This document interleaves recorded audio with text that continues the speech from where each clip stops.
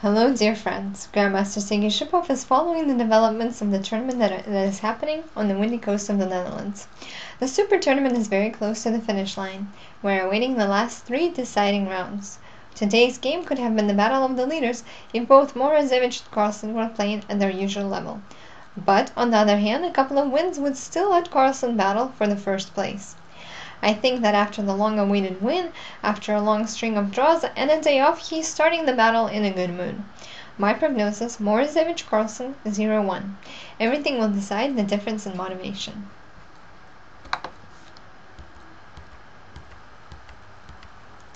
The Nimzo-Indian defense. The first to play this move on the high level was Alexander Alokine.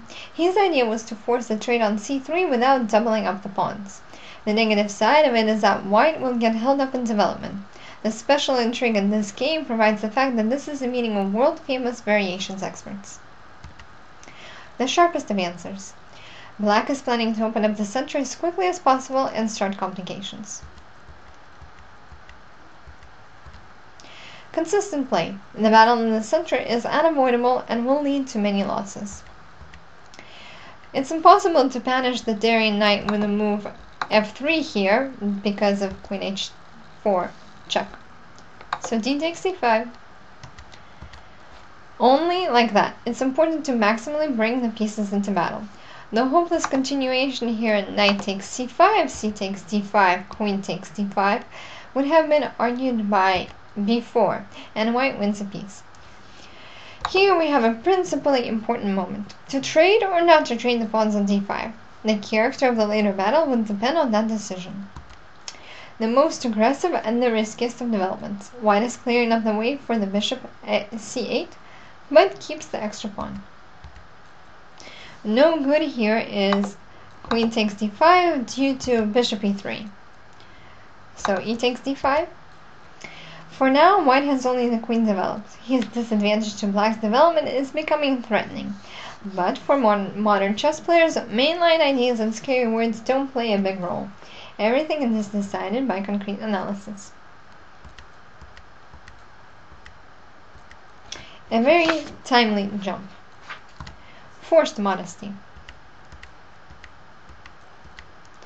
Black has time to win a pawn before white finished mobilizing. A small weakness in their position is the isolated pawn d5, but it can become a strength. A novelty. Sasha is correcting his own game. In the meeting during the first round, Morozevich followed bishop c3. I like Morozevich's idea. He fixed everything in his camp. The capturing of the pawn on b2 is clearly no good for black because of the move of the white rook on b7. What was that? The move looks anti-positional. The square e4 and the pawn e3 are weakened, but how to use it? Possibly there's no way. Besides the breakthrough f4, there's quite the concrete idea. Take away the square e5 from the black knight, through which he could have jumped to c4 in the case of b4. Well, my first reaction could have been too emotional. Besides, Sasha probably came up with this idea not on the board, but at home in analysis. So everything is very serious. By the way, the move 18 f4 is demonstrated in the first lines of Morozevich's and not only his favorite chess program. So behind this, there's the invincible power of the computer metal. Carlsen is playing in strong positional line. Puts all the pieces in the center, avoids weakening. Simple and humane. All correct. The black knight is limited from all sides. Magnus is taking his time thinking. He did all the obvious moves. Now it's time to come up with a clear plan of action. The step d4 is neutralized. Knowing the crazy character of the Moscow Grandmaster, it's possible to avoid the maneuver rook f3, rook h3, with white's pressure on the king side. Oh, by the way, that's another plus of the bold move of the white pawn f4. What should black do? Black is ready for the move of the white rook to h3, and the window will be helpful for him too. A small, unpleasant answer. Sasha shows that he didn't want to put the rook on h3. The white king has the cozy spot on h2. As usual, the play slowed down at the end of the opening. Typical Grandmaster play. Thinks for a long time, moves slowly. Doesn't change anything, waits for the activity of the opponent. The move of the pawn a6 diffuses the push b5. White is returning to the strategy of pressure in the center. It's necessary to limit black with the defense of the pawn d5, cement the control under the square d4, and only after that look for objects of attack on the sides. An accurate counterblow. The position of the rook on c5 excludes the planned answer b5. That's why the pawn b4 becomes a moving target for black. At this time, I found a cup of completely cold tea on my table. The battle is so interesting that for the last hour and a half, I wasn't part of real life. It's getting dark in Moscow. The center of gravity shifted to the queen's side. With all the sailors moved to the left side, the boat was gonna tilt. Carlsen is determined in his counterattack. The pawn b4 already got a heat stroke from all the attention to its modest personality. Magnus ignored the threat to the pawn d5 since he saw the counterattack on e3. I would like to ask you, dear friends, to stretch your minds and calculate the variations. See the white rook on c1? It's going to become a sacrifice at the end of the line. Looks like Morozevich is also busy working out the technique of the variation calculations. Can't decide for a while. It's possible to end up in St. Knot like that.